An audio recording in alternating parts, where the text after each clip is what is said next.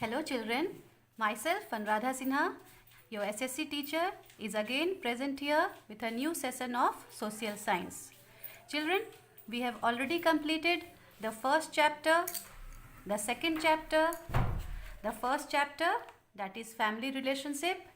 We have completed with the explanation, we have completed with the exercises, we have completed with the test also. You have already given a test of your first chapter, and at the same time, in my previous video, I had provided you the extra questions based on chapter 1. In the same way, I am present here again with the extra questions of chapter 2, that is sensitivity towards others. Children, as I had explained you in my previous video, I am explaining to you the same thing again. See, in the examination, it is not necessary that questions will come only from the exercises which is given in the book. The book contains the exercise which includes fill in the blanks, match the following, objective type question, that is multiple choice questions. You have short question answers, you have long question answers, you have value based question answers, and in some of the chapters you have riddles also. In the examination, the questions also comes from inside the chapter. So you have to be very thorough with the chapter as well.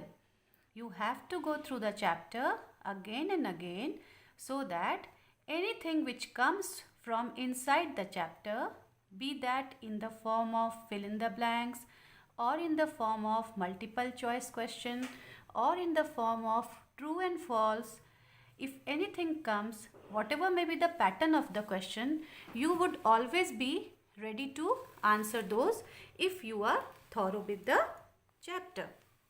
So I am here with some extra questions of that chapter which I have taken from the lesson itself, from the chapter itself, from inside the chapter, so that you can have a better understanding of the chapter, and if anything comes from this, you would be able to write it.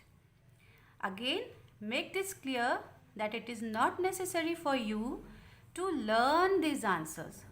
What you have to do is understand these answers, because if you learn too many answers, there is always a fear, there is always a doubt that you would miss some of the answers or you would forget the answers in the exam. So try to understand the concept of the question, concept of the answer, and then write it down so that you would be able to answer each and every question. So let us start. The first question. What is a society? A society is an organized group of people. Organized, a group which is arranged in a systematic way. We all live in a society, isn't it? A society comprises of many houses, many families, neighborhood, and this all makes a society. The people among this, they have good feeling for each other. They all support each other. They all cooperate each other at the time of need. This is what this is what gives the example of brotherhood. They all are ready to help each other out. So this is what makes a society, an organized group of people, where people live in a systematic order, in an organized way. Now come to question number 2. How do the children develop a caring attitude towards others? Now, how do the children develop a caring attitude? See, the qualities that we find in a child, that doesn't take place, that doesn't develop overnight. It is a long ongoing process. A child learns this from his very childhood, from his family. He watches each and every member of his family and sees to it how the members are treating each other. And this is how he learns this caring nature. He develops this caring nature. So the answer is the children develop a caring attitude towards others by watching their parents and other people around them. See, there are two parts to this question, to this answer. By watching their parents. So first, as they see their family members more, their parents are, they interact more with their parents. So the first thing that they learn, the caring attitude that they develop is from their parents. They see the caring attitude of their parents, how their parents care for the younger ones of the family, how their parents are caring towards the elder ones of the family, that is towards their grandparents, grandmother and grandfather. And by seeing this quality, or by seeing this caring nature, caring attitude of their parents, the child also follows the same thing. Even you all might be seeing this at your home, isn't it? When your mother and father, your parents, they take care of your grandparents, then you also do the same thing. Whenever you see that your grandparent are in need of something, whatever it may be, simple things that they require, if they are looking for their spectacles, if they want drinking water, if they are looking for the medicines, if they want the newspaper, you all run and get it for your grandparents. So this shows that you are caring. And how have you developed this? You have developed this by watching your parents. The children follow their parents. The children, they imbibe their parents. Whatever their parents do, they also do it in the same way. And it is not only their parents, the other people also around them, with whoever they are associated with whoever they interact with. Might be their relatives, their friends, their teachers, their neighbors. So these are the people who influence the child, and the child learns from them. Come to question number 3. List 2 good habits that you have learned from your friends. 2 good habits you have to mention that you have learned from your friends. So understand this question properly. Not from your parents or your teachers, but 2 good habits that you have learned from your friends. 2 good habits that I have learned from my friends are to complete my work in time. That is, whatever work the teacher has given to you, whether that is the classwork or that is the homework.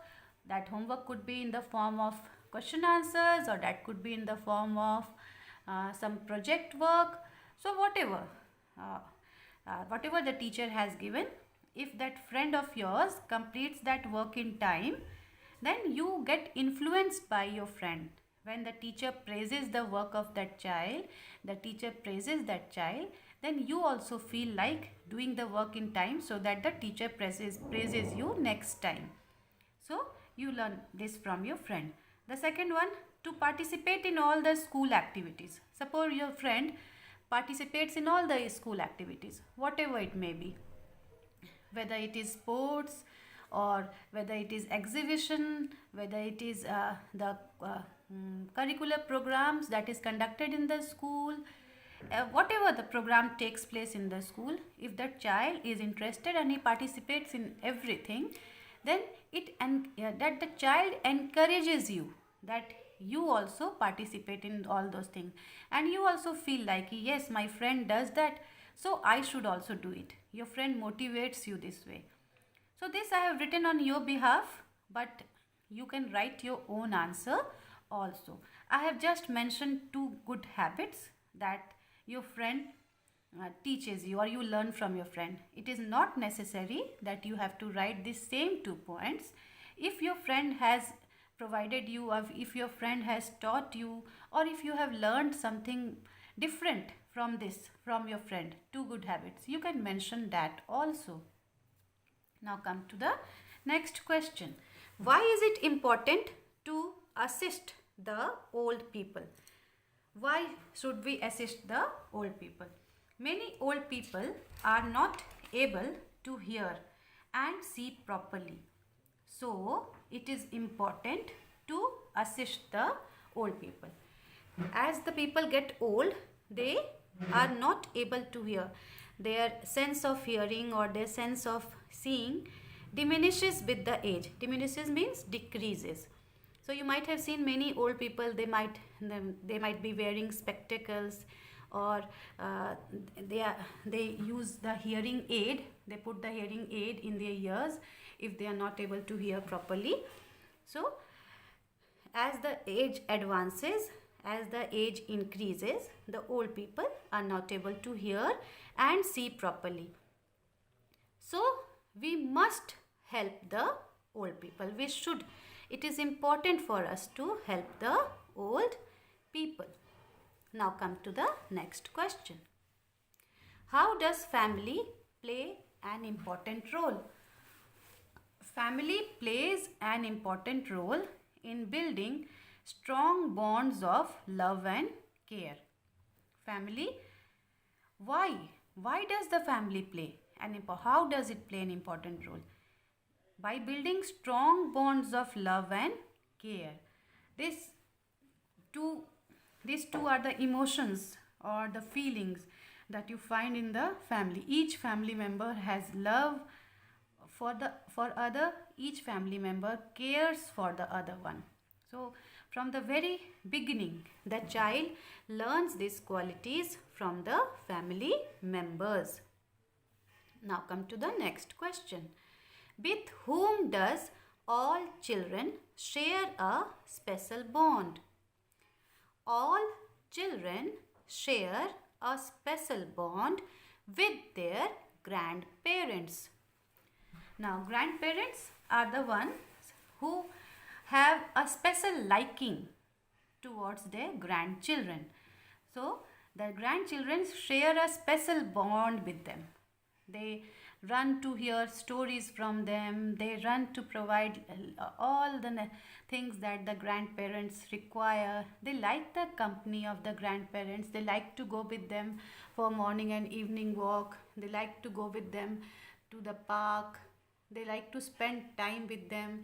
They like to play indoor games with them. And this is how the children develop a special bond, because they spend a lot of time with their grandparents, and the grandparents also have a special liking towards their grandchild. Next question. Who wrote the first book for educating the hearing impaired? If you do remember, when I explained you this chapter, I had explained you that those people who are hearing impaired, that means they are deaf, they are not able to hear. And so this sign language was developed for them, so that if they are not able to hear, at least by seeing the sign language, they can understand what the other person is trying to convey, what the other person is trying to say to them. This sign language helps them to understand what a person wants to tell them. So, Juan Paulo Bonet wrote, he was a Spanish. You don't need to mention that, you can just mention the name itself. Juan Paulo Bonet wrote the first book for educating them. Educating them means here educating the hearing impaired. You can also write, instead of them, you can write here educating the hearing impaired. Now come to the next question. Who invented the Braille script? The Braille script, Louis Braille invented the Braille script. Or you can write it the other way also. The Braille script was invented by Louis Braille. Now come to the 9th question and the last extra question that I have mentioned in this chapter. What is Braille script? Braille script is used by the visually impaired. Visually impaired means the people who are blind, who are not able to see. So Braille script is used by the visually impaired to read and write by touching the raised dots on paper. I had explained you this also in my video when I was explaining you the Braille script and the visually impaired part. If you do remember, I had given you the example of acupressure pads. You all might have seen the acupressure pads with raised dots on it. You also might have seen slippers. The slippers are also not now available in the market with acupressure dots. So this helps to heal the pain. But here these dots I am giving the example because I want to explain you the concept of raised dots. Just as the acupressure pads have that raised dots, in the same way the Braille script also has raised dots, and these dots are actually the different alphabets and the numbers in different pattern. So a person who is blind just moves the finger this way through the raised dots and they are able to read what is written on that page. So the book of those blind people, that Braille script, the book which is mentioned for the blind people, they have thick pages because of these raised dots only. And by moving their fingers, by touching the raised dots like this, the blind person is able to read what is written on that paper. With this, children, we have come to an end of the extra questions. Go through these extra questions so that you are able to understand the chapter very thoroughly, and you can write or you can deal any question which comes from inside the chapter. Now let us come to a very interesting part.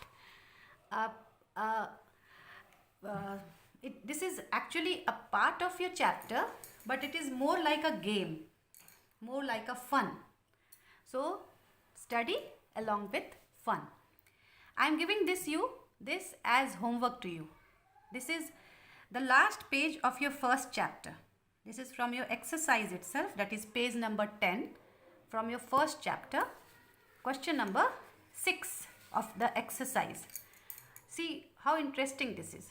This you will do as homework and you will submit it in the group. See your old family album or talk to your grandparents. Compare the house in which they lived when they were your age with the house you live now. Means you have to make a comparison between your grandparents' time and your time. What is the difference that have come up from that period to this period?